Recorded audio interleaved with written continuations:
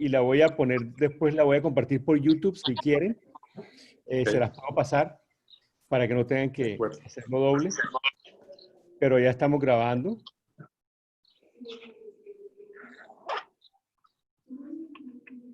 Si quieres, Héctor, ¿por qué no?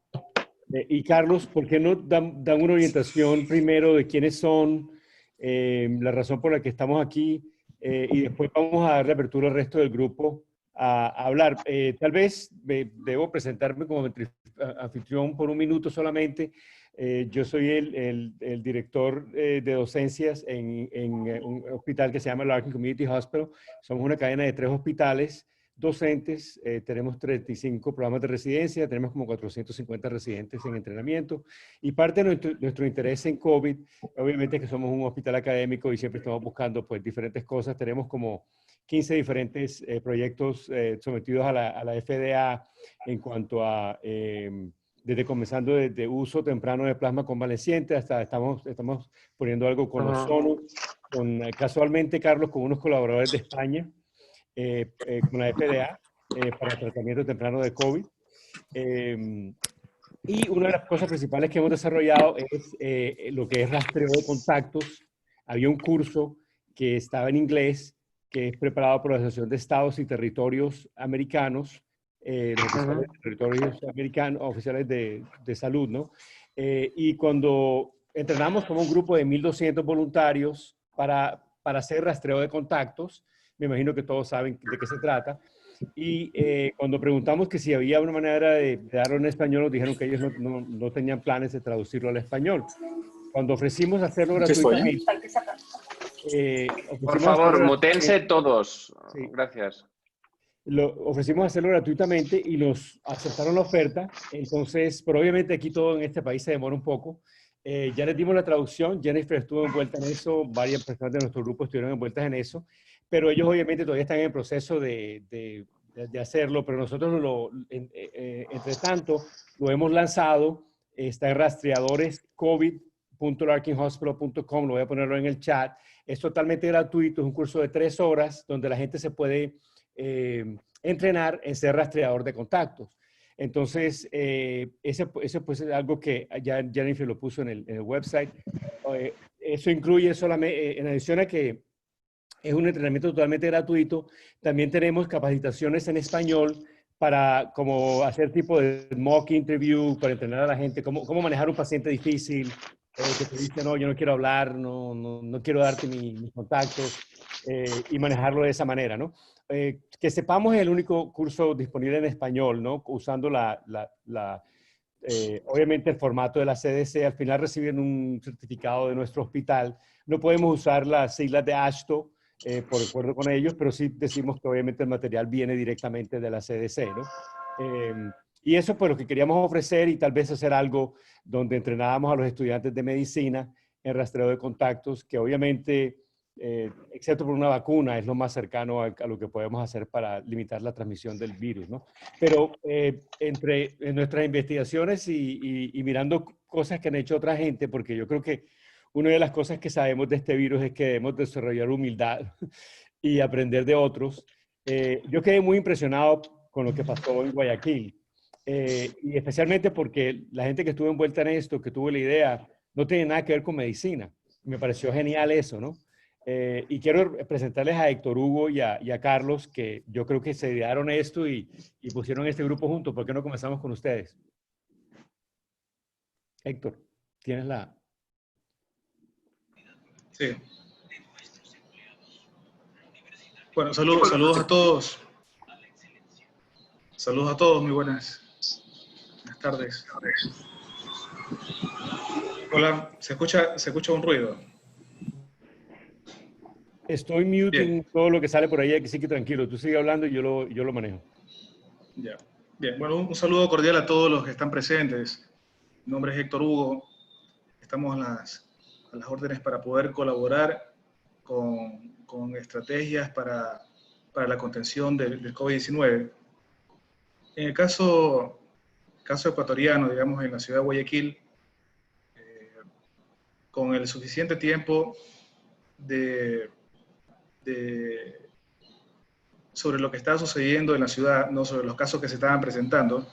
A inicios del mes de marzo generamos una propuesta que tenía que ver con la identificación de casos en base, en primer lugar, a la ubicación de sectores vulnerables basados en la información existente en los censos poblacionales en cuanto a densidad poblacional, vivienda precaria, hacinamiento de la vivienda, información con respecto a la ubicación de personas que tienen vulnerabilidad, nivel de escolaridad, etcétera. Todas estas variables para poder identificar cuáles serían estas zonas donde habría mayor probabilidad de que sean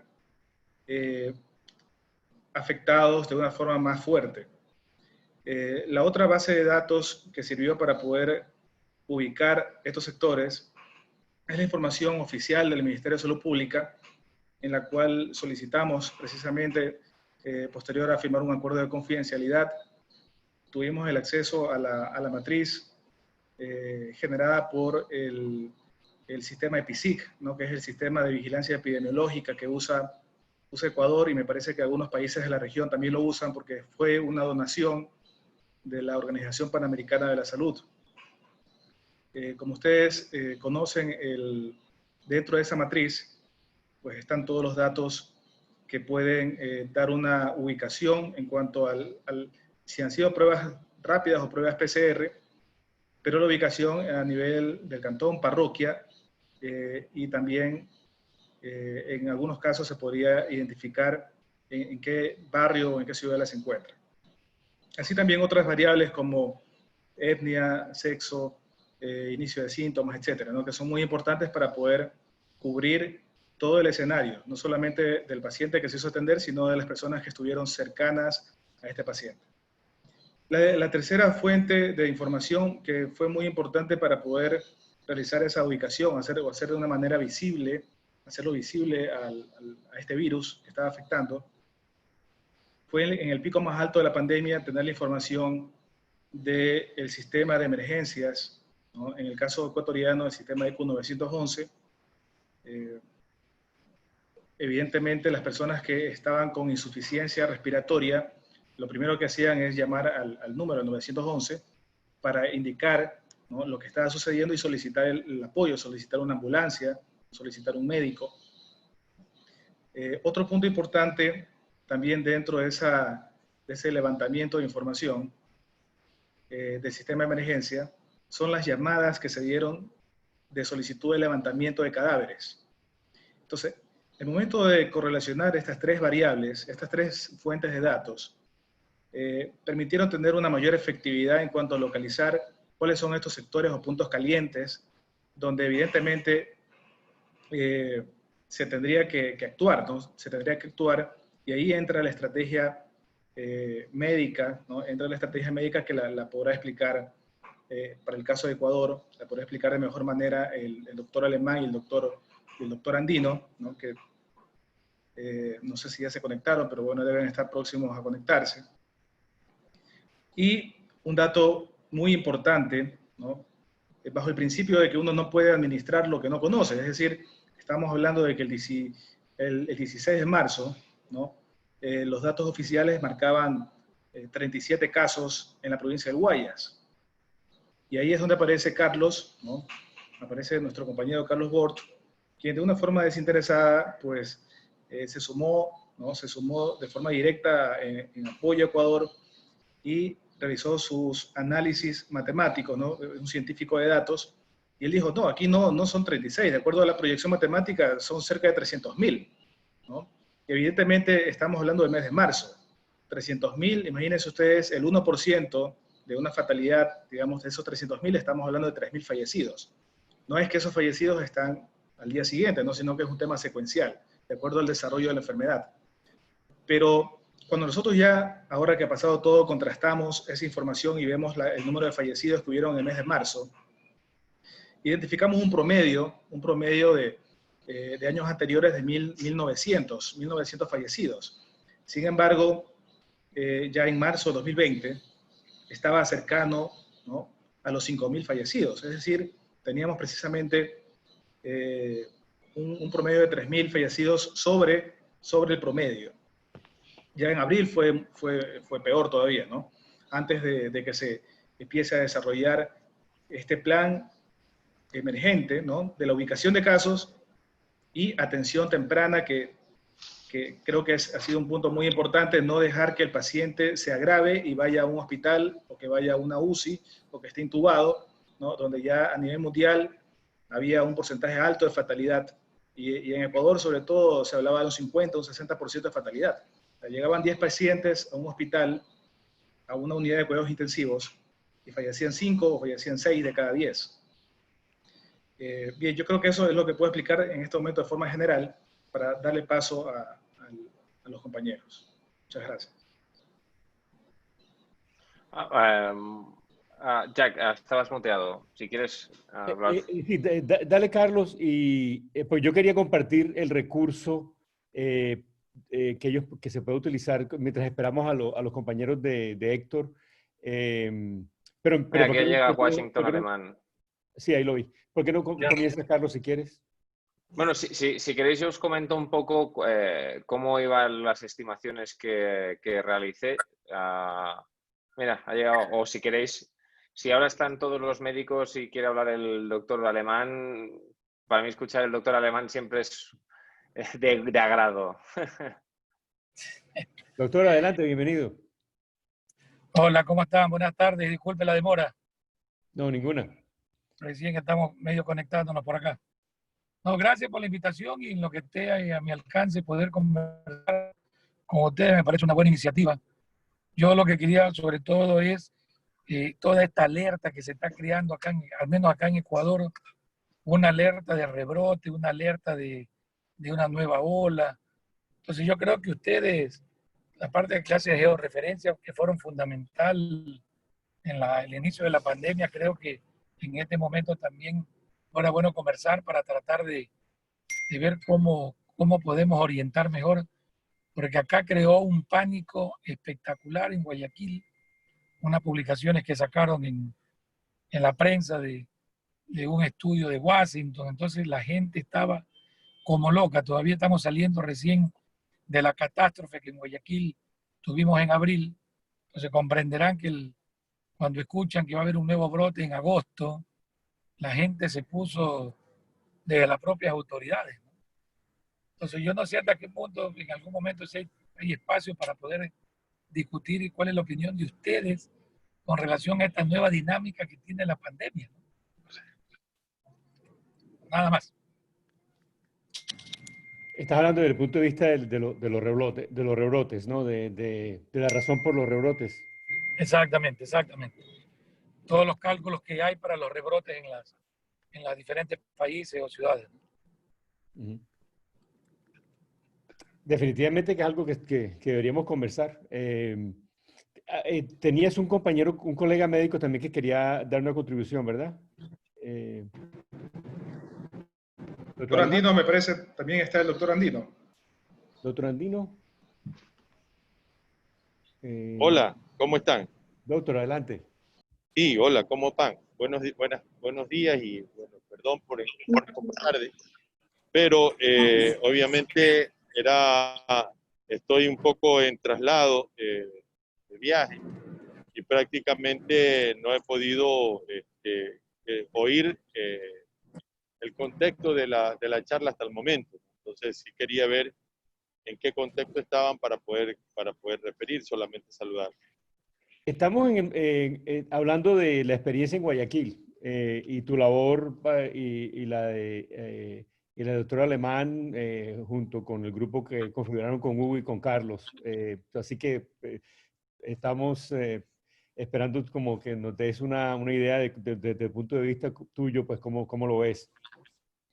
Bueno, yo creo que nosotros vivimos una época muy terrible. Nosotros vivimos dos epidemias en uno, ¿no? La una que veníamos en crecimiento en el tema del dengue y obviamente el dengue lo tenemos desde noviembre y con cifras que verdaderamente ya estaban teniendo preocupación, puesto que teníamos dengues graves ingresados en el hospital de infectología. Y la otra parte que existió es que definitivamente ya cuando tuvimos el virus de forma comunitaria, comenzaron un desarrollo muy rápido. Y al final de cuentas, lo que hemos podido hacer con Héctor Hugo es los georreferenciales, ¿no? Entonces, en los georreferenciales comenzamos a hacer algunos análisis interesantísimos. La primera es que al final es que nos decían guárdense el aislamiento, pero al guardarse lo que estábamos era teniendo también era un incremento de dengue, porque el dengue es intradomiciliario. Y entonces teníamos esta condición, algunos médicos comenzaron a hablar del coronadengue. Y este coronadengue definitivamente nos daba un espacio de confusión. Pero cuando ya comenzamos a trabajar con Héctor Hugo, y obviamente los georreferenciales nos ha podido definir dos cosas fundamentales que para mí ya es ciencia constituida. La una, que es la densidad poblacional por kilómetro cuadrado, que hace que esto es como que fuera como una pólvora muy rápida en quemar y expandir la enfermedad. Entonces, los sectores que se había analizado gracias a la georreferenciación de Héctor, podíamos nosotros chequear que eran poblaciones que viven muy apegadas, casa con casa, patio con patio, piso con piso, ¿sí? Y obviamente la otra condición era el rubro que correspondía precisamente donde la población económicamente activa, el PEA, nuestro, es una población que está en la informalidad. Entonces veíamos nosotros la vía de entrada de los Guasmos, que es un sector de Guayaquil al sur, y obviamente eso es una cantidad de comercio y la gente tiene que salir porque hay una informalidad comercial. Guayaquil es una ciudad muy comercial y su actividad informal es la que nos dio otro de los graves problemas. Entonces, cuando ya teníamos aquello puesto, veíamos cómo venía corriendo el virus. Es decir, ¿aló? Sí, no te preocupes. No te preocupes. Entonces, con la georreferenciación, veíamos nosotros cómo venía recorriendo el virus. Venía recorriendo de una manera bastante intensa y obviamente es una condición a la cual comenzó en el sector sur de los Guasmos, luego a la Flores Cordero, luego pasó a la Tarqui 2 y luego pasó hacia Pascuales 2 y terminó en la parte norte de la ciudad de Guayaquil y ya habíamos tenido una gran cantidad de fallecidos. Pero eso también nos dio que con la poca información, que eso es lo más relevante, ¿no? Lo más relevante es que hay que tener una concepción diferencial en esto. Todos nos dicen, bueno, faltan las pruebas, faltan pruebas, pero en salud poblacional ya tú no tienes que estarte dando contra el piso sobre las pruebas, porque si tú ya tienes casos sospechosos, ¿cierto? Porque todos estamos en exposición, lo tienes diseminado, pero tienes una clínica clara en el tema, ya déjate estar fregando la prueba.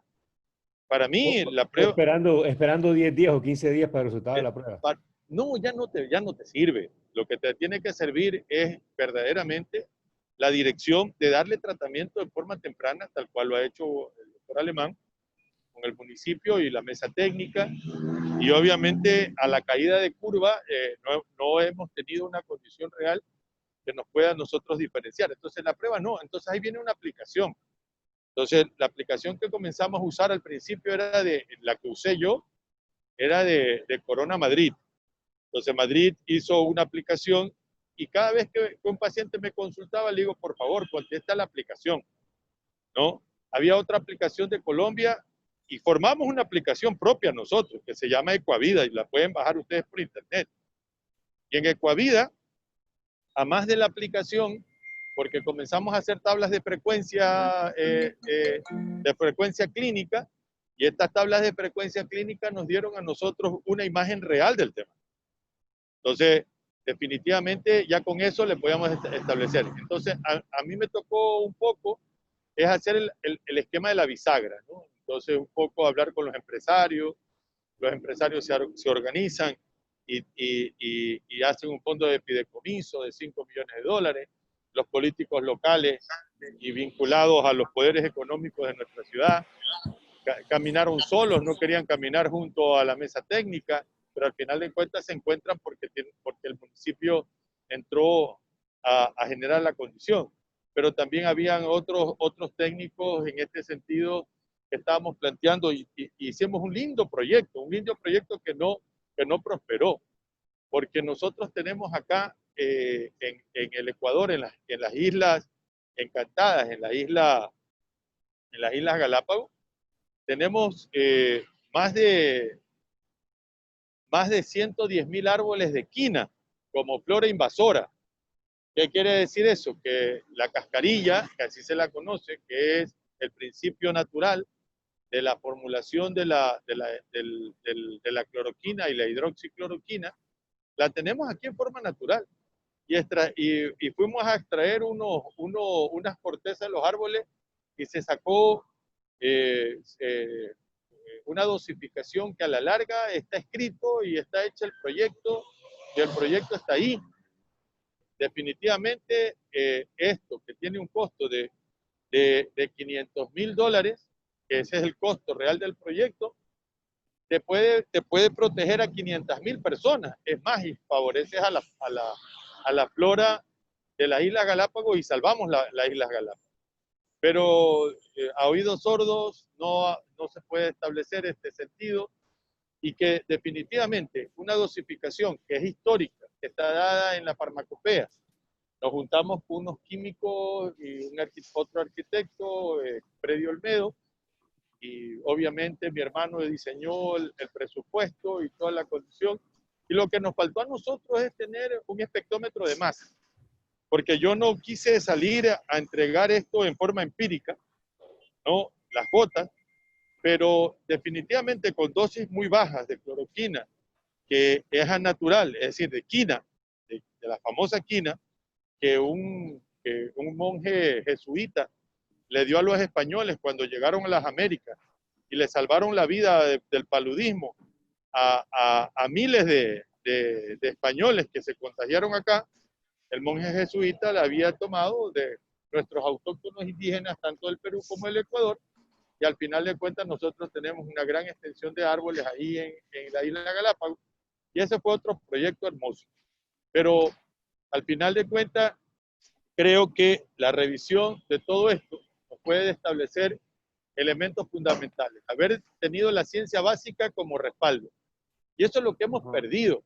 La ciencia básica como respaldo, ¿no es cierto? Igual el apoyo del esquema, que aquí lo veo también a Carlos Bor, el apoyo de Carlos desde Madrid, que nos ayudaba a hacer los cálculos proyectivos de la cantidad de pacientes, y que definitivamente luego de mirar los 13.700 fallecidos de Guayaquil, nosotros podemos tener ya con claridad meridiana que llegamos a cerca de 1.800.000 expuestos o contagiados, y que Guayaquil no va a tener una ola ni alta, tal vez medio unas pacientes que van a seguir viendo, pero no creo que vamos a tener una ola alta por el alto grado de contagio que existió en la ciudad.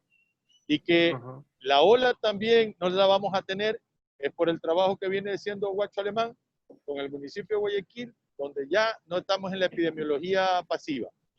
Es decir, en la epidemiología, nosotros podemos decir la epidemiología, la vigilancia epidemiológica activa y la vigilancia epidemiológica pasiva. El Estado y el gobierno se ha dedicado a hacer vigilancia epidemiológica pasiva, y los países también.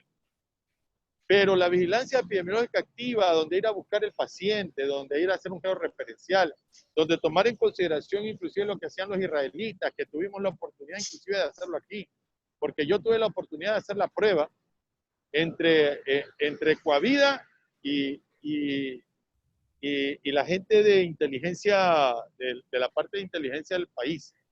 Y tú con una aplicación donde tú detectas un caso clínicamente altamente confirmado de COVID, tú ya puedes tener los 5 alrededor, precisamente por este tipo y este esquema que los israelitas lo desarrollaron muy bien, usándolo en el Hezbolá.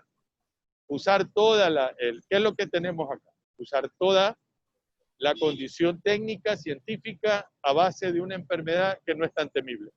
Y por otro lado, que es algo que ya te puedo decir que en breve te podré comentar, estoy haciendo estudios poblacionales en afrodescendientes en Nigeria, es una población de afrodescendientes puros en Guayaquil, y que cuando veíamos los mapas con Héctor Hugo, me llamaba mucho la atención. Me dice, pero Héctor me decía, pero aquí no pinta nada, dice. No sé si habrá población. Le digo, expande, ábrelo un poco.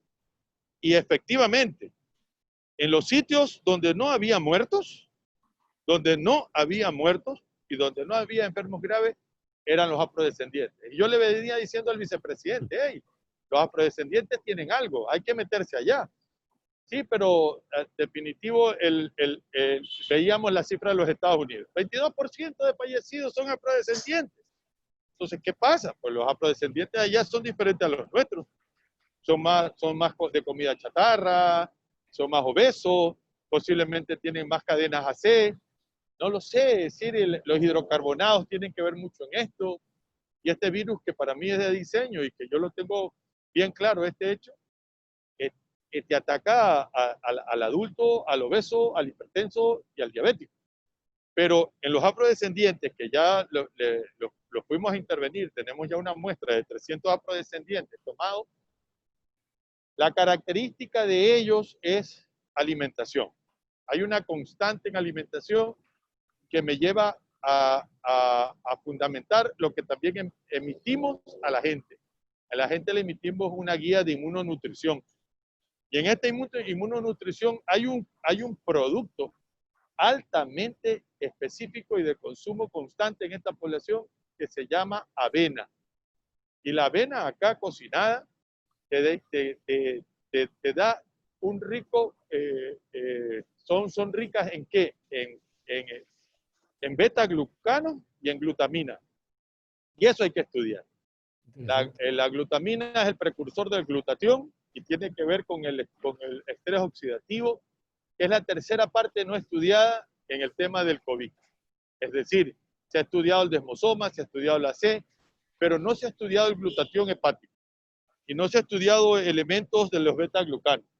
Y claro, necesitamos inclusive apoyos, recursos económicos para estudios moleculares, porque ya nos falta solamente la encuesta terminada de nutrición, hacerles una valoración que la vamos a utilizar, una pesa de bioimpedancia de extremada exactitud llamada seca, y obviamente, a más de la encuesta seca, tomaremos muestra, pero para congelar porque no tenemos financiamiento para los estudios moleculares. Si hay gente de ustedes en algún lugar donde pueda decir, ¿sabe qué? Extráele y nosotros hacemos los estudios o ayudamos en eso, porque hay capacidad instalada en el Ecuador, pero hay la necesidad inclusive de la parte técnica de establecer sí que nuestros afrodescendientes, que ya se han hecho estudios anteriores sobre el dengue grave y sobre el tema del paludismo falcíparo, en una proteína que sí la tienen, que se llama proteína DUFI, y que fue parte de Patarroyo para poder generar una vacuna, podría ser que sea una de las claves de dirección en este sentido. Pero la simple observación generada por Héctor me llevó a ir allá donde los afrodescendientes, y verdaderamente ellos son jengibre, canela, limón, ajo y avena. Todos comen eso. Y definitivamente no sé si estamos frente a la hipótesis que es nutricional o si la hipótesis es genética, racial, étnica. Pero al final, ojalá podamos nosotros concluir la respuesta de esta condición de por qué ellos no tuvieron enfermedad grave y no murieron en la gran cantidad como hicieron los mestizos. Hasta ahí para poder aportar en el tema. Gracias, Francisco. Nosotros tenemos un laboratorio molecular y podemos hacer secuencia genética y todo lo que te haga falta, así que puedes contar con eso. Y yo creo que esas son las cosas que pueden salir de esta conversación, ¿no? Pero quería tomar tal vez un paréntesis para presentar al resto de las personas en la conferencia que están aquí ahora, con la idea de que obviamente este va a ser el primero de varios intercambios, ¿no? Si quieres, comencemos con Jennifer Ross y cada persona se va presentando un minuto solamente quién es, en qué país está y qué hace. Jennifer. Hola, buenas, mi nombre es Jennifer Ross Comtis, yo nací en Cuba, viví 20 años en Costa Rica donde estudié medicina en la Universidad de Costa Rica y en este momento soy parte del equipo de voluntarios que está trabajando con Larkin, soy supervisora del equipo de español que ha hecho las traducciones para el curso de rastreo de contactos y además pertenezco al equipo 11 que forma parte del grupo de investigación donde estamos montando múltiples clinical trials para buscar tratamiento y prevención para el COVID. Doctor Duque, Santo Domingo. Buenas tardes, encantadísimo de estar todos con ustedes desde la República Dominicana. Soy el decano de la Facultad de Ciencias de la Salud de la Universidad Nacional Pedro Enrique Ureña, también asesor de la Federación Panamericana de Facultades y Escuelas de Medicina y el epidemiólogo del Comité Nacional de COVID-19. Hemos estado en la República Dominicana, bueno, sumergido con todo lo que es las academias, ya que como sabemos en la gran mayoría de nuestros países, casi en todos, las universidades pues han suspendido sus labores y además de eso, aunque hemos continuado a la virtualidad, nuestros internos y preinternos que rotan en los hospitales, lo que le llamamos las prácticas hospitalarias, están totalmente detenidas. Son muchos proyectos que se están haciendo hoy en día e intervenciones. Para nadie es un secreto que la República Dominicana en este momento está en una transición de gobierno. Hay un nuevo gobierno que se instala a partir del 16 de agosto y precisamente esta mañana estaba en una de las primeras reuniones virtuales dándole algunas de las mejores aportes que se le puede dar en este tipo de cambios de gobierno, sobre todo a los grupos de sector salud que ahora entran en ciertas posiciones importantes en medio de una pandemia, en medio de unas elecciones y con una situación de más de 4 meses y medio en las cuales hay una segunda oleada en este momento. A nosotros no nos ha bajado la curva, estamos hablando de 45,000 casos y alrededor de 900 fallecidos, con lo mismo que están sintiendo los demás países, tanto en el ámbito académico como en el ámbito poblacional. A sus órdenes y por ahí dejo para la presentación. Muchas gracias por la invitación. Muchas gracias. Tenemos al doctor Núñez. Buenas tardes, muy buenas tardes. Estamos aquí desde la República Dominicana, al igual que el doctor Duque. Muy agradecido a Larkin por este encuentro. A la verdad que los comentarios de los compañeros de de Ecuador, son muy interesantes. Eso de la afrodescendencia, nosotros obviamente aquí tenemos un gran impacto de la afrodescendencia en la República Dominicana. Tenemos el vecino país de Haití, que comparte la isla, y los datos, aunque sabemos que hay un subregistro, los datos son muy por debajo de lo que ocurre o esperábamos que ocurriese allá. Muy interesante el asunto de la dieta y obviamente esa parte de la nutrición que se menciona. Aquí el dominicano usa mucho también la medicina natural en términos de la canela, el limón. En estos momentos tenemos un rebrote, pero es explicable porque acabamos de pasar unas elecciones nacionales ahora, presidenciales, y estamos precisamente entre los 5 y los 14 días del periodo de incubación. Me parece que sería muy interesante crear una coalición y obviamente como nosotros somos países que tenemos mucha dependencia de nuestras economías y más ahora están muy debilitadas. Me parece muy importante que con el motor del Larkin y el motor de los que estemos aquí presentes, hay que trabajar estudios de investigación. Nosotros una de las cosas que preguntábamos era por qué en ciertas áreas donde había desobediencia con relación al distanciamiento y con relación al uso de la mascarilla, no había mayor incidencia del virus.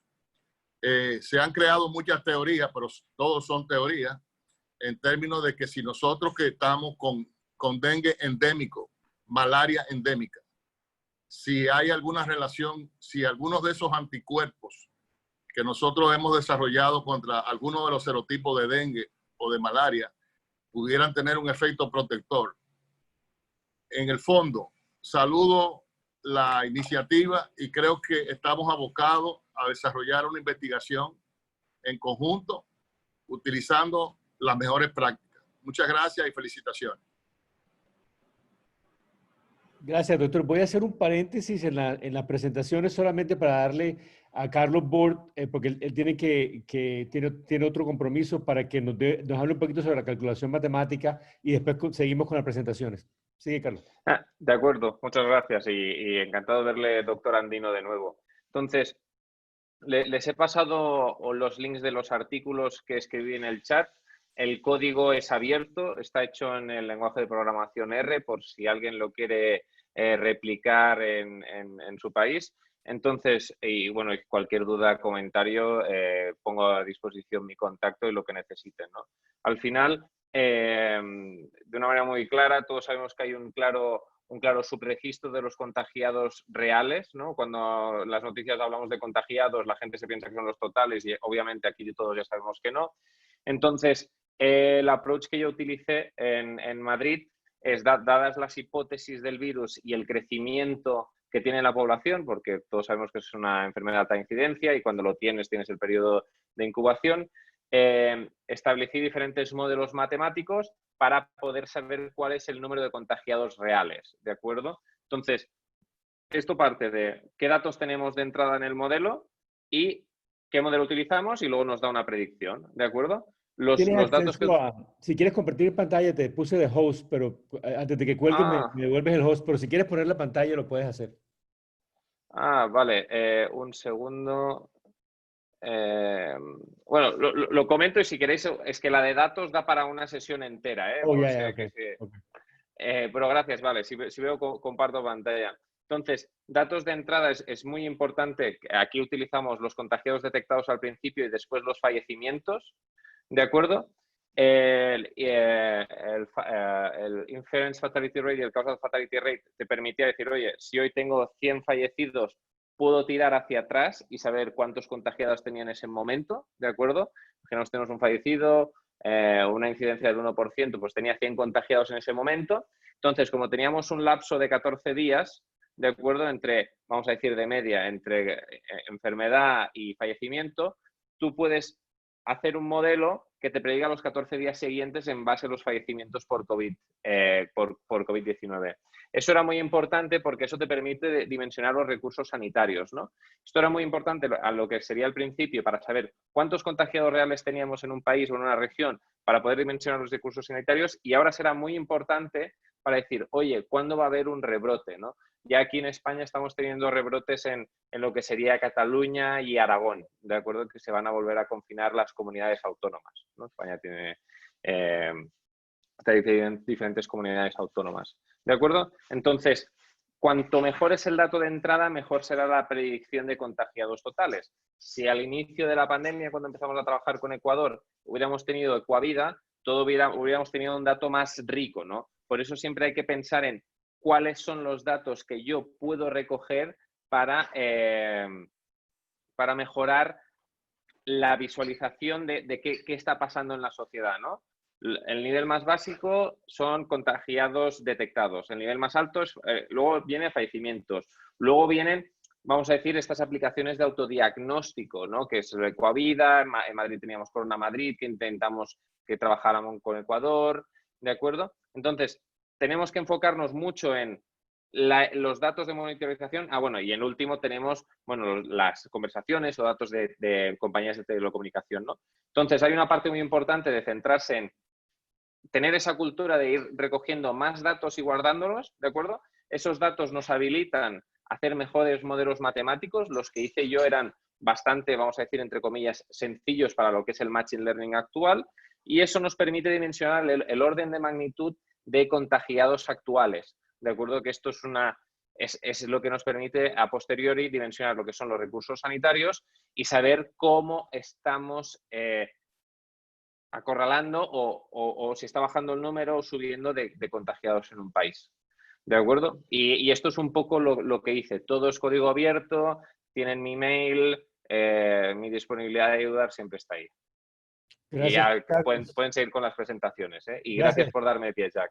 ¿Cómo no? Devuélveme el host, porque en vez de ponerte con co-host, te dice host a ti, así que si cuelgas, se cuelga todo el mundo. Ah, vale, no. Pásamelo, pásamelo de Ojo. vuelta. Ok, vamos a seguir con las presentaciones. Ingrid Estrellat.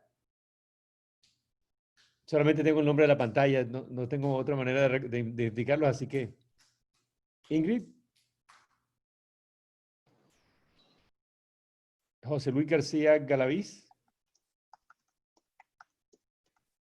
Si quieres unmute y presentarte. Hola, Buenas. ¿cómo están? Saludos de Tampico, México. Pertenecemos soy director del área de Ciencias de la Salud de la Universidad del Noreste de Tampico. Y estamos muy interesados en el curso que están ustedes de rastreadores, ¿no? De COVID-19.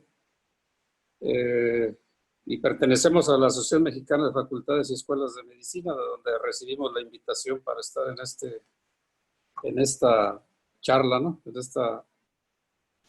En este acercamiento, y estamos muy interesados porque nosotros ahorita estamos en el proceso de reingreso al semestre y queremos controlar bien a nuestros alumnos, docentes y a la comunidad, ¿no?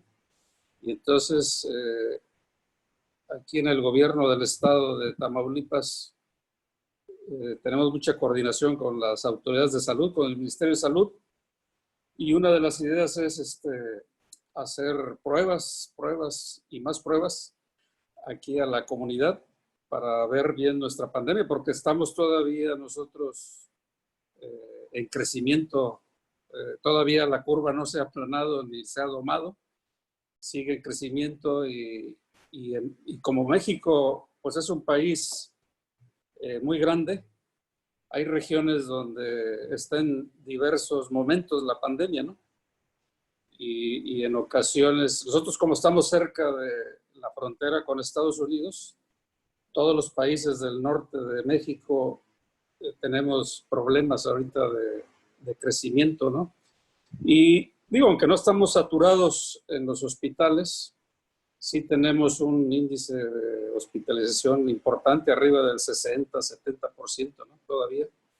O sea que estamos en una situación todavía importante. Entonces, para nosotros es muy importante escuchar opiniones, otras formas de ver la pandemia, y nos interesó mucho este curso de rastreadores COVID-19, y varios de nuestros profesores y de la Secretaría de Salud ya se los compartimos para que estén, pues que realicen este curso para que ayude a la población a mitigar, ¿no? La pandemia, ¿no? Muchas gracias por la invitación. Gracias, doctor. Verónica Rivadeneira. Está mute. Okay. Hola, Hola. ¿qué tal? Saludos a todos. Yo soy de Ecuador, apoyo en el proyecto COVID-19 en la parte de georreferenciación. Formo parte del grupo con doctor Hugo y con el doctor Luis Falqués, con todos ellos. Saludos a todos. Bienvenida. Doctor Danilo Manuel. Estás mute, si quieres a mute. Ricardo León Borges.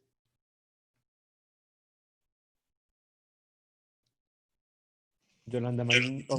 Ricardo, go ahead. Hola, buenas tardes a todos. Bueno, yo estoy como invitado de William Duke, fue el que me pidió que si podíamos coordinar las actividades de este evento para la Federación Panamericana de Facultades, de Asociaciones de Facultades y Escuelas de Medicina, y creo que es un proyecto muy interesante que podría apoyar al control y a la identificación de las zonas de COVID, y pues continuaremos dando el apoyo que se requiera para hacer la difusión de esta estrategia y que puede ser de beneficio para todos. Felicidades por esta iniciativa y me da gusto conocerte al menos en forma virtual. Igualmente, doctor. Vale, hasta luego. Hasta luego. Veo BPE, AEM, PPI Ecuador. Creo que es una sesión de estudiantes, me parece. Sí. Sí, ¿cómo están? Buenas tardes con todos. Es un gusto poder estar aquí. Mi nombre es Santiago Bravo. Soy vicepresidente de Asuntos Externos en AEMP Ecuador. AEMP es la Asociación de Estudiantes de Medicina en Ecuador. Estamos representando a 20 facultades acá, entonces es muy importante para nosotros también unirnos a esta causa. Me contactó el doctor Jack y desde que leí su correo, la verdad me interesó bastante, entonces estaríamos dispuestos a colaborar y unirnos a la propuesta. Muchas gracias. También veo Robinson Menco. Cristian. Soy Cristian, de Colombia, docente. Bienvenido. ¿De qué parte? De Colombia, Departamento del Atlántico. Ok, perfecto. Bienvenido. También les puedo comentar un caso de un familiar que tomó ivermectina, tomó jengibre y toma de eucalipto. Se mejoró, duró 14 días aislado y se mejoró. Ya no presenta ningún síntoma, con 78 años. Wow. Muchas gracias. No, gracias a ti. También veo iPhone, pero no está el nombre de la persona. Doctor, adelante. Estás mute, no se escucha. Ahí, dale. Oh, no, se volvió otra vez a... No te escuchamos. Sí, mi nombre es Carlos Salazar Gómez. Soy docente de la Facultad de Medicina Humana de la Universidad Autónoma de Chiapas, o sea, el sureste, la frontera sur de la República Mexicana. Estamos aquí por invitación del doctor Ricardo León y obviamente estamos muy interesados en conocer todo esto. Yo, desde mi experiencia particular, por 3 puntos de vista. Uno, por ser docente de una facultad donde tenemos a jóvenes que se están exponiendo a este problema y que nos ha hecho una serie de cambios en lo cultural, en lo académico, en lo económico, prácticamente en todas las esferas, y es un problema que tiene diferentes aristas. Dos, como padre de un médico joven, anestesiólogo, que también fue afectado por COVID y que esto también a mí me trastocó profundamente en todos los sentidos. Y entonces es el interés de saber qué tenemos que hacer y cómo podemos dar nuestro punto, nuestro granito de arena para la futura atención de los chicos, y no solamente para este problema emergente, sino para los problemas emergentes que nos puedan venir, y los problemas reemergentes también que nos pueden surgir. Muchas gracias y buenas tardes a todos. Muchas gracias. ¿Alguien que no he presentado, que se quiera presentar?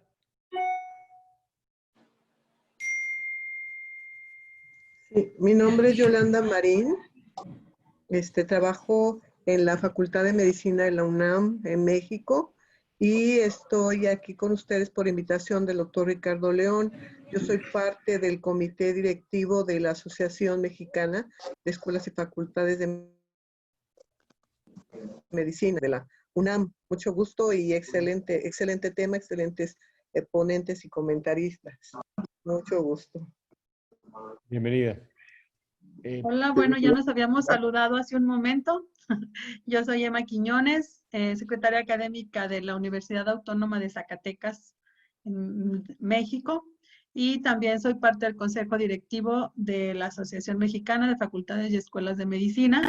También estoy aquí por invitación del doctor Ricardo León, a quien le agradezco mucho que nos haya invitado, y bueno, pues esto es creo que muy importante para que podamos seguir actualizándonos y aprendiendo lo que ha sido adecuado en otros países. Y estamos a sus órdenes. Buenos días. Adelante. Robinson Menco. Bienvenido. Robinson, preséntate.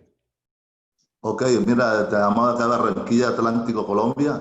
Mi nombre es Robinson Menco Rodelo, profesor de Educación Física acá en Barranquilla. Y pues nos hemos conectado a invitación tuya, Jack, y pues para aprender y escuchar los que tienen el conocimiento sobre la salud de esto del COVID-19. Perfecto. ¿Alguien más? ¿Qué más, Jack? Habla Juan Carlos. Hola, Juan Carlos, adelante. ¿Qué más, Jack? ¿Cómo estás? Mi nombre es Juan Carlos Paternina. Yo vivo en Venezuela, vivo en Caracas.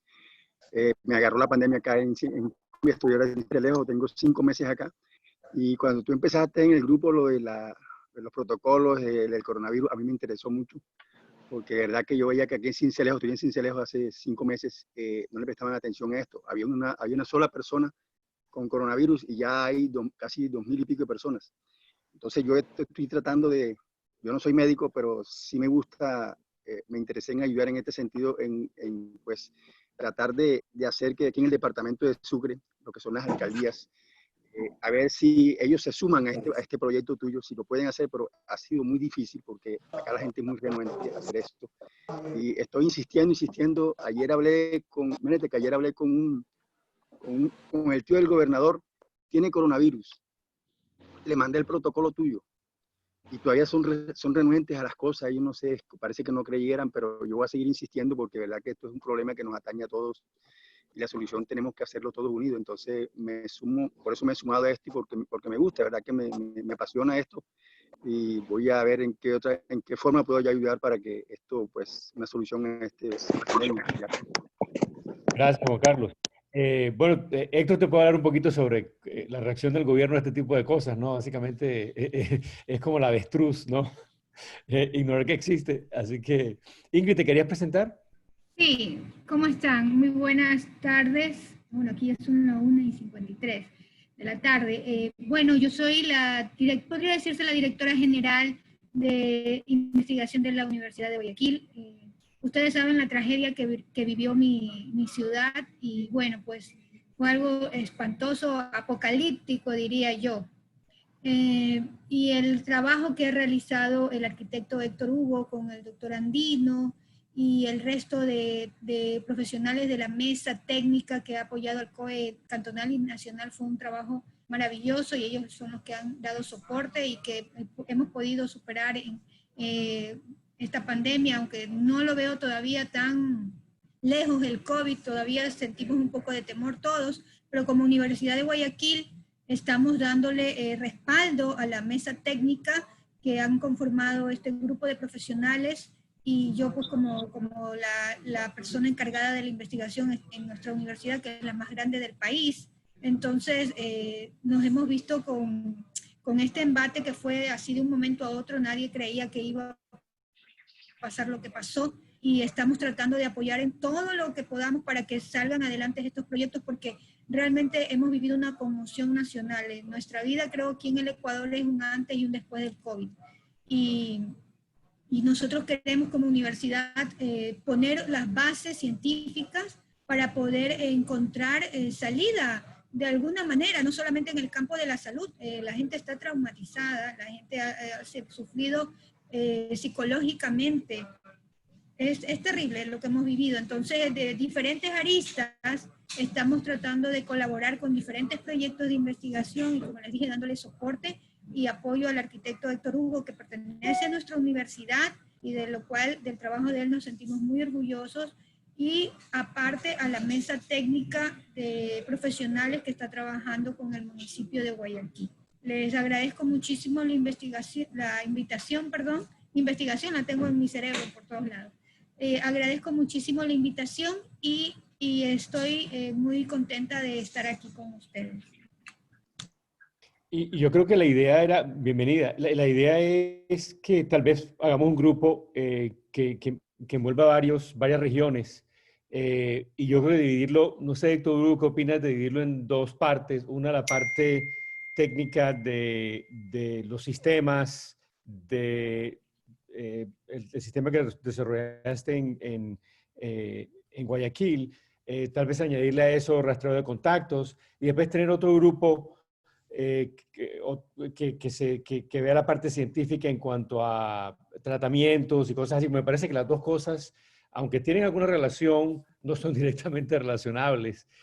Pero muchas de las cosas que dijo el doctor Andino, yo las he oído replicadas, por ejemplo, cuando hablé con el doctor Duque en República Dominicana sobre el problema de la falta de pruebas, ¿no?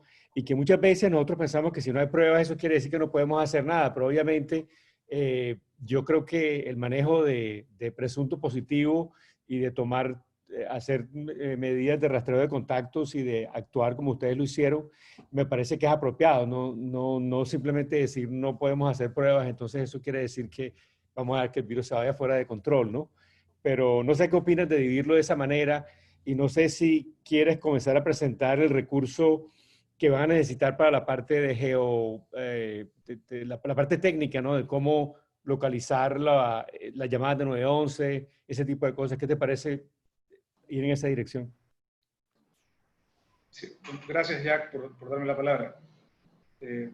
Primero, pues, expresar que estamos totalmente complacidos de poder colaborar, ¿no? Y siempre estamos a las órdenes, porque yo creo que esa ha sido una de las características de la mesa técnica de Guayaquil, ¿no? Donde está coordinando el doctor Alemán y es parte también el doctor Andino y otros profesionales de la ciudad.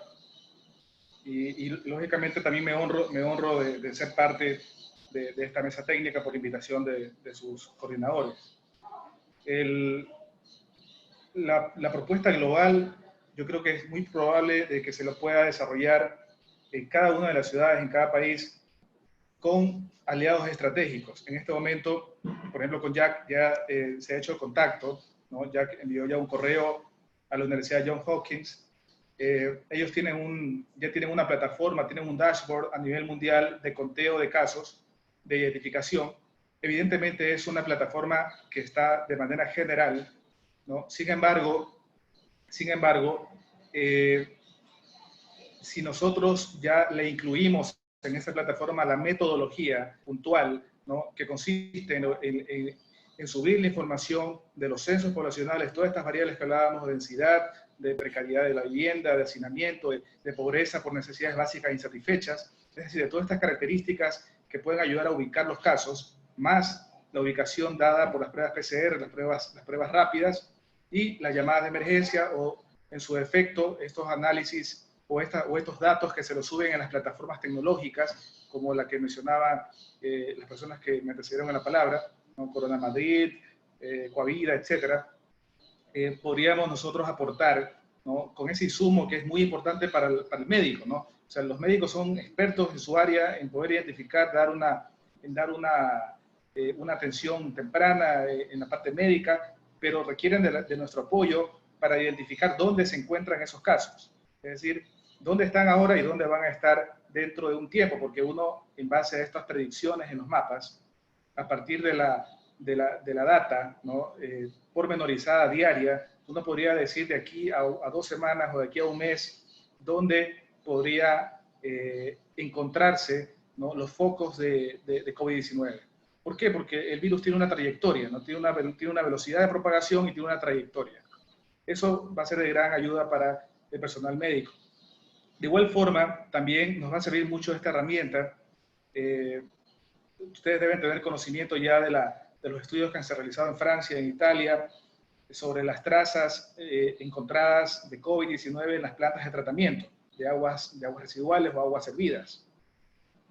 Nosotros, precisamente mañana tengo un recorrido en la costa de Ecuador. Vamos a ir por un sector que se llama Playa, Salinas, vamos a ir con el Ministerio de Ambiente ecuatoriano y el Ministerio de Turismo, porque queremos empezar a hacer las tomas de muestras, ¿no? De las plantas de tratamiento, identificar si existen esas trazas para poder tener una valoración rápida de qué porcentaje de la población podría estar infectada, ¿no?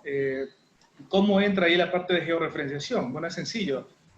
Cada una de las entidades públicas que coordinan el abastecimiento de agua potable y que tienen el control o la competencia para gestionar los servicios básicos, saben que hay una planta de tratamiento, tiene un radio de cobertura y todo eso está en mapas. Si yo hago un análisis en esa planta de tratamiento particular, voy a saber que ese porcentaje corresponde a una X cantidad de población que está delimitada y en la cual va a servir para tomar decisiones rápidas.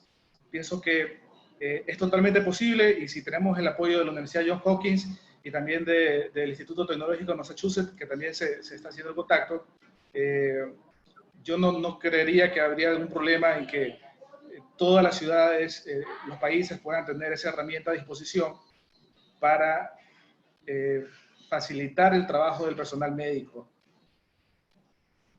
Perfecto. Y entre tanto, esta es la plataforma que utilizó Héctor Hugo, ESRI.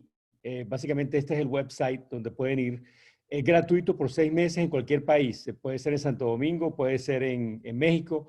Básicamente tienen que bajar aquí a esta sección. Creo que era donde dice Contact Us, ¿no es? Sí, es Contact Us. Esto lo voy a poner, la grabación se la voy a enviar para que lo puedan buscar. Y después aquí ponen la locación. Por ejemplo, si estamos hablando de México, pues aquí te dice que México City tiene su... Y aquí van a encontrar, por ejemplo, el representante de México City, que es la persona que pueden contactar para recibir la plataforma totalmente gratuita. Ellos dan 6 meses de licencia. Este es el sistema que nos sirve, ¿no? Entonces, así se consigue también, para que sea gratuito, lo único que tiene que hacer es ir a donde dice, ¿dónde era? Era donde decía, creo que era donde decía, sí, Disaster Response, esta parte de aquí, donde si ven que dicen Special Project, Disaster Response, hunden aquí. Y aquí ponen Request Assistance, ¿no? Y llenan este formulario, no tienen que tener customer number, con su nombre, con su institución, van a ver varios pasos y le van a dar una licencia de 6 meses gratuita para utilizar este sistema. Totalmente gratis, no hay razón para pagar ninguna membresía. Esto es parte de lo que ofrece ese sistema, el RG System que utilizó Héctor Hugo en Guayaquil. Así que por lo menos ya saben cómo accesar esto. Me parece que es importante tal vez comenzar a crear la cuenta. Porque después de ahí la idea de Héctor es trabajar con Johns Hopkins y con MIT para que nos ayuden para los diferentes tipos de mapas que necesitamos, ¿no? Esa es la idea, Héctor Hugo, ¿no? Sí, sí, correcto. Digamos, voy a usar esa palabra, explotar al máximo las capacidades, ¿no? Las capacidades de gestión y las capacidades del intelecto que tiene cada una de los países, ¿no? Y si podemos arrancar ya con estas universidades, ¿no? Johns Hopkins es una universidad. Si podemos arrancar con esas plataformas que ya están construidas, mucho mejor, porque al final lo que estamos haciendo es reduciendo tiempos. Y eso es lo más importante en este momento, el tiempo de reacción. Perfecto. ¿La mesa de ustedes está dividida entre parte técnica y parte médica o es todo junto? Creo que el doctor Alemán puede explicar un poco más del tema. O sea, yo soy de la parte técnica. Yo no sé si el doctor Andino o el doctor Alemán quieren opinar sobre eso. Tal vez sería bueno crear como 2 grupos, ¿no? Doctor Alemán también. Bueno, el doctor Washington Alemán es el coordinador y el ideólogo de la mesa técnica desde los primeros días del mes de febrero. Y en la mesa técnica se fueron sumando médicos, invitando otros, sumando otros, pero espontáneamente, hoy cuenta la mesa técnica con 64 médicos, pero hubo una subdivisión, en realidad, en la que han participado nutricionistas de la Universidad de Guayaquil, han participado PhD moleculares y arquitectos, ingenieros y otros grupos que han aportado desde las ciencias tecnológicas, ¿no? Como miembros de la Escuela Politécnica, que eran los que inclusive comenzaron a formatear este tipo de respiradores. No fueron de tanta utilidad al final, pero que de alguna manera sirvieron. Y que yo creo que en esto la multidisciplinaridad y la interdisciplinaridad es la que hace que esto podamos nosotros tomar. Y bueno, también hay epidemiólogos, hay psicólogos, porque entraron también en un grupo de psicólogos a lo que refería nuestra colega hace un rato, que hay que tratar inclusive de mirar la parte holística y la integralidad, porque lo que sí nos ha enseñado el COVID también es que ha afectado física, psicológica, ambiental y socialmente a la gente. Entonces sí, son cerca de 150 profesionales que se juntaron, porque ahí viene otro que ha estado en debate, que es los ingenieros químicos, el Colegio de Ingenieros Químicos a través de su comisión, de su comisión académica. Se habló precisamente de los amonios cuaternarios, del dióxido de cloro y de otros desinfectantes, del cual yo soy y lo defenderé hasta que ya me convenza de que no, de que nosotros también tenemos que darle batalla al COVID, al SARS-CoV-2 en superficie. Y eso es lo que tienen tantos subgrupos y que al final se integraron en un solo tema. Tal vez la pregunta es si hay un grupo de 60 personas en esta mesa para Guayaquil o para, no sé si, no es para todo Ecuador, es solamente para Guayaquil, ¿verdad? Solo para Guayaquil, así es. La pregunta es cómo escalamos esto envolviendo a otros países y otras regiones de una manera organizada, porque me parece que desde el punto de vista médico puede que haya más discrepancia desde el punto de vista técnico, ¿no? Porque me parece que desde el punto de vista técnico es mucho más sencillo todo, porque básicamente estamos hablando de mapas, de estadísticas, no en realidad de tratamiento. La parte de tratamiento creo que se pone un poquito más, tal vez un poquito más sticky en cuanto a que pueden haber diferencias de opiniones. No sé, estoy abierto a opiniones, pero me gustaría ver cómo lo escalamos de una manera que se convierta en algo como que multirregional, ¿no? A ver, si quieres te puedo dar algún comentario. El doctor Alemán está... Sí. No sé si me escuchan. Claro, doctor, claro.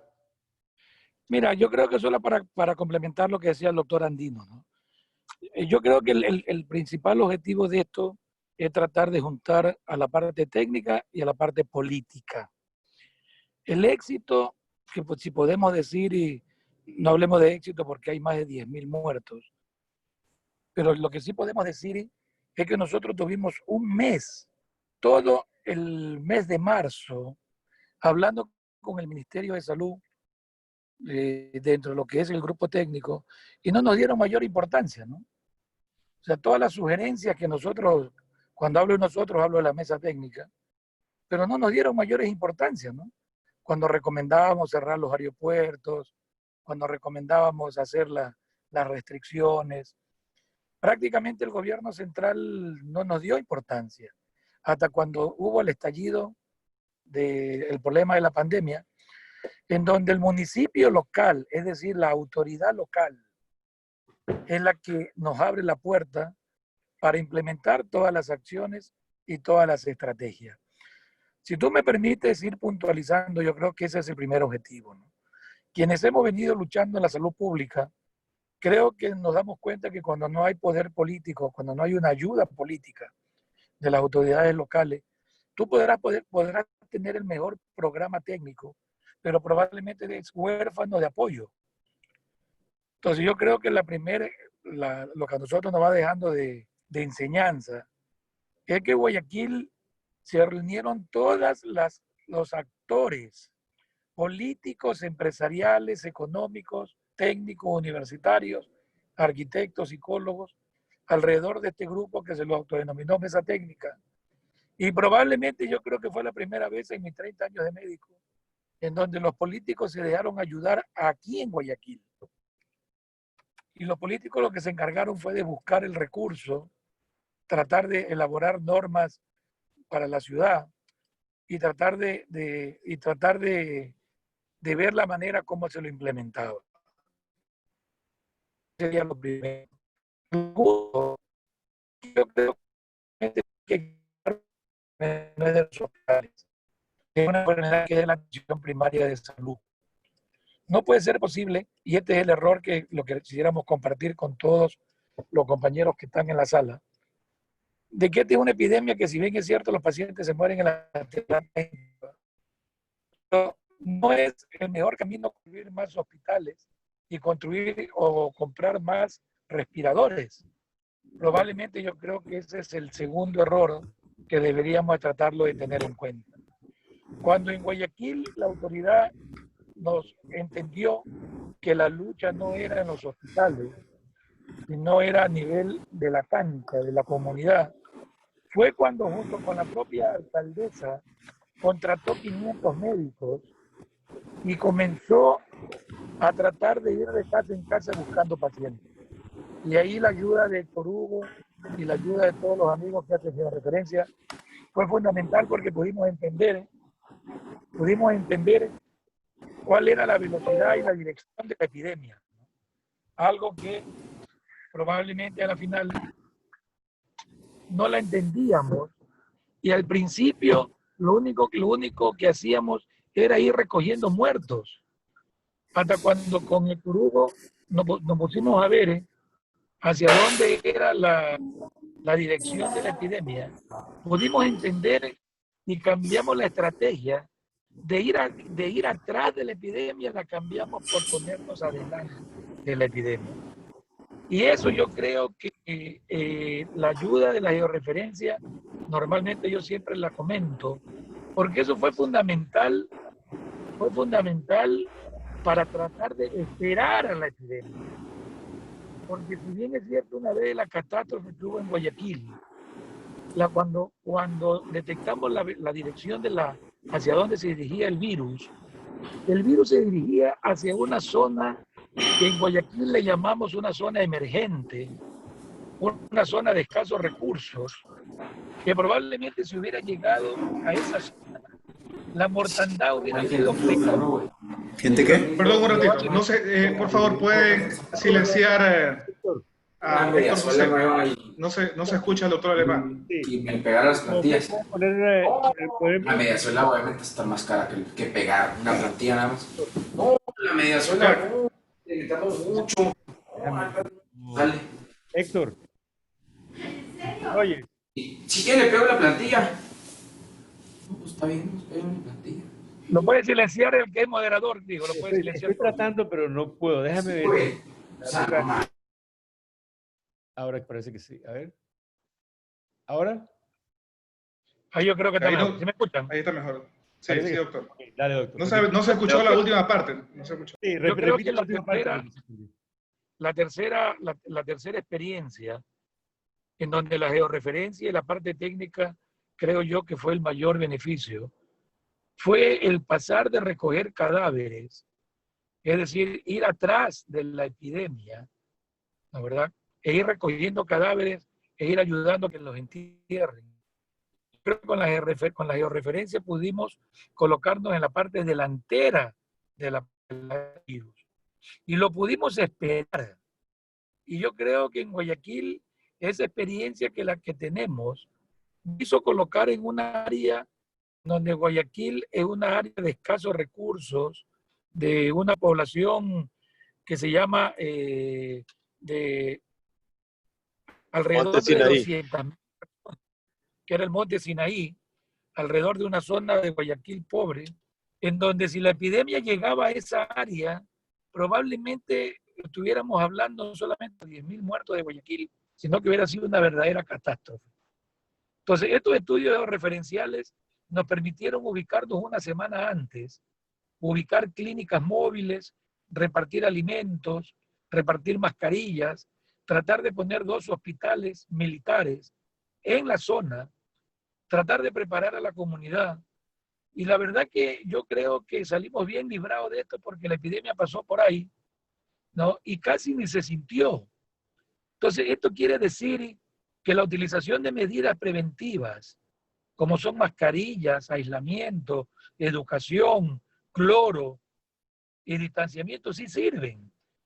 Porque probablemente al final no lo tenemos cuantificado, pero lo tenemos prácticamente georreferenciados, que la epidemia pasó por ahí, hubo muertos, pero no en la magnitud que se esperaba. Entonces yo creo que ese es el tercer punto de importancia que hay. Y por último, recalcar que esta pelea, vuelvo y le repito, es en la cancha. Entonces aquí lo que hay que tratar de crear, ¿no?, son unidades que acercarlas a la gente y no que la gente vaya a los hospitales. Es decir, que si nosotros colocamos unidades COVID colocadas estratégicamente en medio de la comunidad, ya sea en escuelas, ya sea en clínicas móviles. Las clínicas móviles que el municipio de Guayaquil tiene son containers que lo hicieron clínicas móviles y que probablemente los trasladaba con carros para colocarlos en sitios estratégicos, ¿no? Y yo creo que eso fue el principal factor para descongestionar los hospitales. El municipio de Guayaquil ha atendido alrededor de 100.000 consultas en estos 2 meses y medio, de los cuales se calcula que alrededor de 6.000 pacientes han tenido COVID y de los cuales alrededor de 500 pacientes han llegado en un estado grave hipoxémico, es decir, en el estado más severo de la enfermedad, y que han podido ser manejados a nivel periférico. Nosotros venimos usando corticoides, ¿no?, desde la época de la pandemia, que inicios allá por abril, ¿no?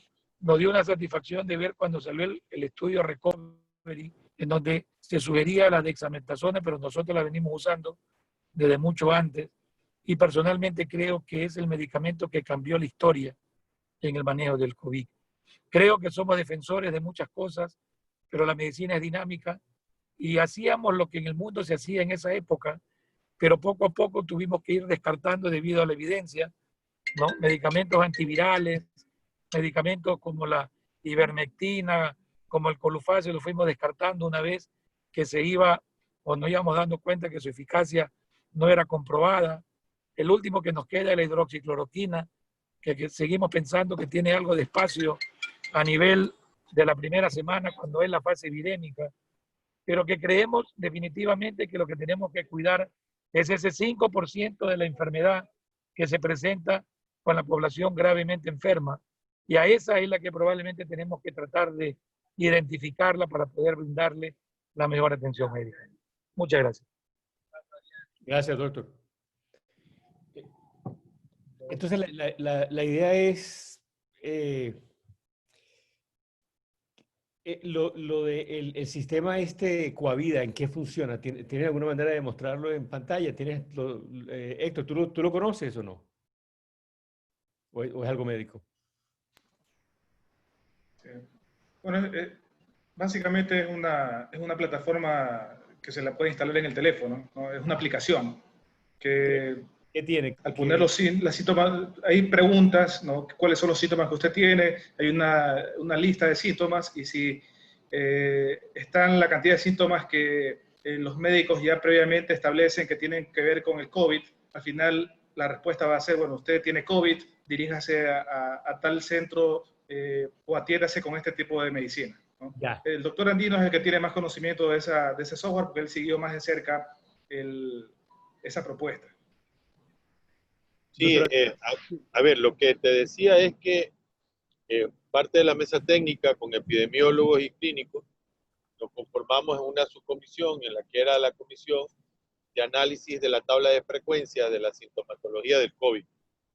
En esta tabla de frecuencia se hace un análisis automatizado a través de una aplicación que ya la tenía Corona Madrid, que la habíamos estado funcionando, pero esta aplicación tiene inclusive 2 cosas más. Además de darte, tiene una sensibilidad que la he confirmado del 85 al 87%. Es bastante buena en el marco de la combinación sintomatológica, y que definitivamente te dice una respuesta al final. Al final te dice una respuesta, eres altamente sospechoso o...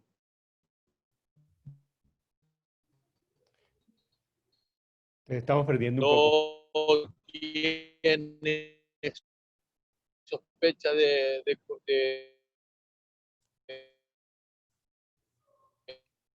COVID, y obviamente hay que seguirla repitiendo.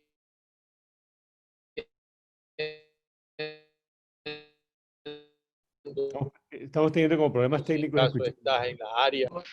Además, la plataforma... Te perdimos un poco, pero... Doctor, ¿nos las puedes pasar por el chat o creo que está manejando, verdad? Por favor, Héctor, ¿tú la tienes, el link? Sí, ya lo voy a buscar.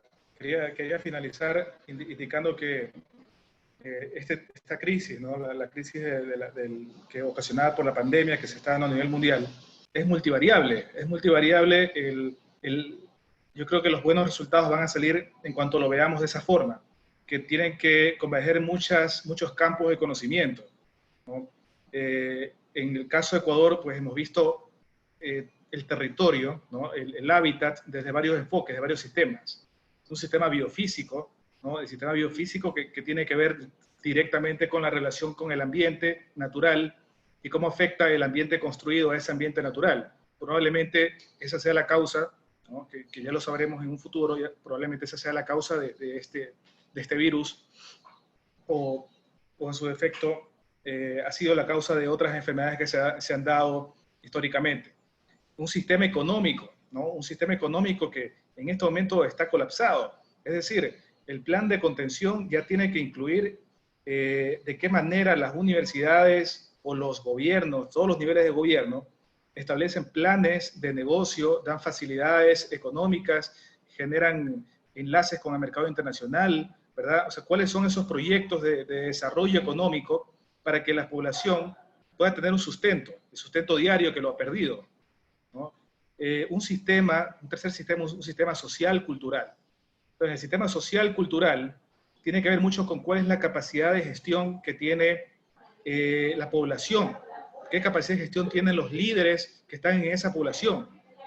Hemos llegado a una conclusión, ¿no?, que la pusimos de manifiesto en el mes de marzo, que la forma más adecuada, ¿no?, de poder llegar a la mayoría de la población es a través de sus líderes barriales, a través de los dirigentes de la ciudadela, de los dirigentes del barrio, de los dirigentes de la zona, ¿no?, capacitándolos, y por esa razón me parece muy acertado la propuesta del ARKINS de hacer esa capacitación, de darles un diploma, etcétera. Me parece muy bien, muy pertinente. Ahora lo formaliza, ¿no? Le da algo que les da como... Sí, entiendo perfectamente. Sí. Entonces, en eso consiste en fortalecer las capacidades de gestión de la población, ¿no?, y de estos líderes que a la final, ¿qué es lo que va a producir? Va a producir una disminución de la carga de trabajo al personal médico, una disminución de la carga de trabajo al personal de un municipio o al personal de un gobierno, ¿no?, con la propia ayuda de su gente, siendo partícipes directos de su propio bienestar. Cuarto, hablamos de un sistema, ¿no?, de un sistema de asentamientos humanos, un sistema que tiene que ver con los servicios básicos. Ya hemos demostrado, me parece, con la información y el análisis geográfico, que ha tenido mayor impacto, ¿no?, que tiene mucho mayor impacto la afectación en sitios donde no tienen total cobertura de aguas servidas, o donde no tienen total cobertura del sistema de alcantarillado, ya sea pluvial o sanitario, ¿no?, déficit de agua potable, etc. Entonces tiene mucho que ver en qué acciones van a tomar los gobiernos en todos estos sistemas. Y finalmente un sistema de movilidad, conectividad y energía. ¿Qué se está haciendo a nivel de este sistema? Es decir, fomentar ya la movilidad sostenible.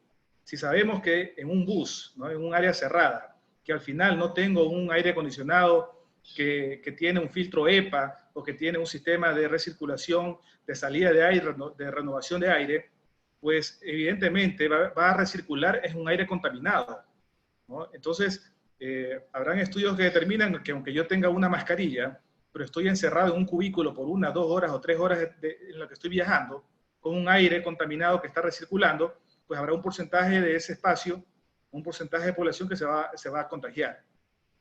Igual con la conectividad y energía, que son la forma en la que se está trabajando en este momento por teletrabajo, etc.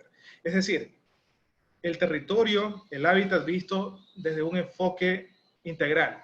Creo que esa parte es muy importante y por eso es totalmente válido que puedan intervenir las universidades, porque las universidades tienen varias facultades. En el caso de la Universidad de Guayaquil, por ejemplo, tenemos facultad de medicina, tenemos facultad de arquitectura, de ciencias matemáticas, está la carrera de enfermería, hay jurisprudencia, hay la carrera de esta parte de donde hacen los alimentos, ¿no? Gastronomía, donde va a haber nutrición, etc.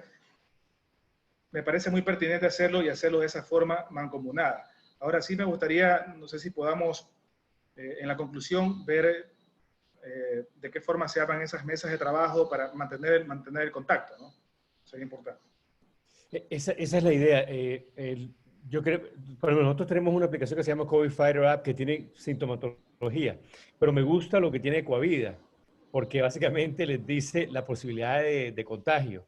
Eso es poderoso, porque con o sin el examen, por lo menos hace que la persona aquí lo que pasa, por ejemplo, y me imagino que pasa en Colombia y en cualquier parte de México igual, que puede haber gente esperando en cola para hacerse la prueba, pero si puede hacer una aplicación que le va a decir las posibilidades de que tienes coronavirus son muy altas, debes hacer esto, esto o lo otro, y hay algo accionable que la persona puede hacer, que no le cuesta nada, que no requiere estar en cola por 5 horas en el carro esperando que le hagan la prueba. O sea, veo muchas cosas que me parece que una de las cosas que está pasando es que como que cada región está haciendo lo suyo, ¿no? Y sería bueno como que, no sé, que esta sea una plataforma donde usemos mejores, ¿cómo le dicen a eso?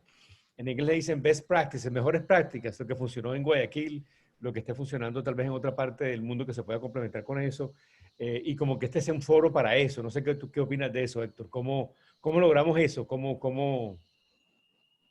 Totalmente, y lo digo desde un punto de vista. Nosotros ha sido bastante difícil conseguir información oficial.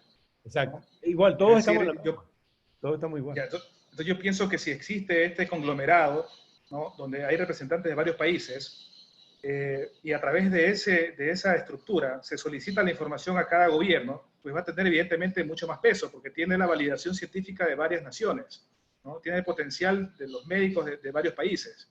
Me parece excelente, ¿no? Yo desde mayo no he tenido información de las matrices para poder identificar qué está pasando en el país, y yo sin datos no hago nada. O sea, yo puedo manejar el programa, puedo tener el apoyo de todas las personas, pero si no tengo datos no puedo hacer mayor cosa. Entonces, la transparencia de los datos no solamente está dada en los boletines que se pueden explicar en una cadena nacional, que al final es información que ya ha sido preparada y que sirve para una especie de socialización de datos, ¿no? A quienes estamos trabajando con estas medidas nos interesa la información en bruto, es decir, la información base, para a partir de esa información poder hacer los análisis que correspondan. Te voy a poner varios ejemplos. Yo en febrero o marzo por ahí pedí, yo soy colombiano originalmente, me radiqué ahora en Miami, pero soy colombiano originalmente, y mi grupo de bachillerato les pedí lo que tú pediste en Guayaquil, el número de muertos en los últimos 3 años, y nadie lo tenía, era imposible conseguirlo. Pero son cosas que tienes razón, los gobiernos no las sueltan fácilmente, restringen mucho esa información. Aquí, por ejemplo, después de lo tuyo con lo de las ambulancias, yo pedí el rescue de aquí, del condado, que si podíamos tener la información. Me dijeron, no, es que esa información no es fiable porque nosotros sabemos que estamos recogiendo 170, 180 personas con problemas respiratorios, pero no sabemos seguro si tienen COVID o no. Entonces tenemos que esperar que el Estado nos diga si tienen COVID o no antes de ponerlos en el mapa. Imagínate la dificultad de obtener la información. Pero sí me parece que si hubiera un grupo multinacional, desafortunadamente no, la OMS como que no ha tomado ese rol, pero por lo menos si nosotros podemos formar ese grupo, me parece que sería brillante, porque por lo menos puede poner mucha presión con los medios de comunicación de que la información se provea, ¿no? Qué mejor ejemplo que ustedes, ¿verdad? Totalmente de acuerdo, y me gustaría saber la opinión también del resto, ¿no? Pero yo tengo un voto a favor, por supuesto, para que se haga un solo esfuerzo que tenga más peso para obtener esa información. Doctor Andino. No sé si lo perdimos, porque lo veo aquí, pero no sé si nos escucha. Doctor Andino me estaba preguntando sobre de qué forma se podría, porque le hace falta hacer ese estudio molecular, ¿no? Oh, eso no tiene problema. Nosotros tenemos el laboratorio molecular acá. Tú sabes que sería algo muy interesante, porque muchas de las personas aquí hablan de que lo que está pasando con los afroamericanos aquí tiene que ver con otras cosas que no son necesariamente, que son más sociales que nada, ¿no? Y el hecho de que hay un grupo de afroamericanos en Perú, en Ecuador, que básicamente parece que son inmunes al virus, ¿no? Según entiendo, ¿no? No tienen mucha penetración del virus. Y aquí tenemos lo opuesto. Eso indica tal vez algo de base en cuanto a la parte socioeconómica, social aquí, ¿no? Me imagino, ¿no? A lo mejor no solamente la comida. Puede que tenga mucho más que ver con acceso a salud, acceso a servicios. Me parece que es más eso que nada. pero sí sería interesante. Definitivamente que tenemos el laboratorio molecular y también tenemos un grupo, Jennifer te puede hablar de él un poco. Jennifer es uno de nuestros médicos voluntarios. Tenemos como 350 médicos graduados de todas partes del mundo, desde la India hasta Pakistán, Sudamérica, y todos están trabajando en proyectos de investigación y es totalmente gratuito, no cuesta nada y simplemente asumen un proyecto y lo llevan del principio al final. Así que nos encantaría pues ser parte de eso, ¿no? Ya sea proveyendo los estudios moleculares o también encargándonos de la parte de diseño como estamos tratando de hacer con tu experiencia en Guayaquil, ¿no? De hacer algún tipo de peer review, de publicación, ¿no?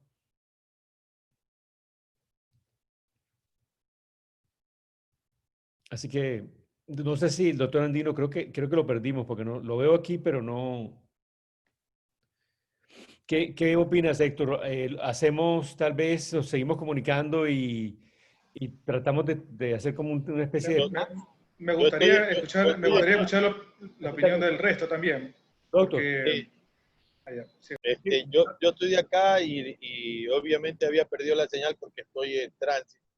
Sí. Y definitivo es que, de acuerdo, muy de acuerdo. Yo creo que la idea de generar es precisamente llegar a ver si las hipótesis planteadas son reales. Nuestras preguntas hechas, ¿a qué se deben? Posiblemente estamos buscando investigaciones in vitro y luego ya, obviamente, inclusive que por la celeridad de la vacuna, yo tengo una percepción mía propia, personal, de que el virus no es tan malo como lo pintan. Para nada. Yo pienso que el virus no es tan malo como lo pintan. El virus lo que pasa es que tiene una selectividad, y esta selectividad porque inclusive yo soy docente universitario y tengo a cargo cerca de 100 chicos. En la cátedra de epidemiología les he preguntado a ellos que hagan solo una simple averiguación alrededor de ellos, sus amigos, familiares, menores de 35 años, los millennials, ¿cuántos enfermos graves estuvieron? Ya ninguno. Todo fue una gripe fuerte para ellos. Entonces, significa que ese es el 50% de la población portadora sana, ¿no? Y claro, los niños con el tema de los síndromes de hiperinflamación y obviamente de los Kawasaki expresados, pero no son una gran magnitud, no son de gran magnitud, no existen, pero no son de gran magnitud. Pero los portadores sanos son también riesgos, ¿no? Y le cuento inclusive como experiencia. Porque yo le decía al señor vicepresidente, ya que salió, le decía al economista Sonny Hotner, le decía sobre este tema. Y él me decía, pero en Estados Unidos se están muriendo el 22%, ¿de qué me dice?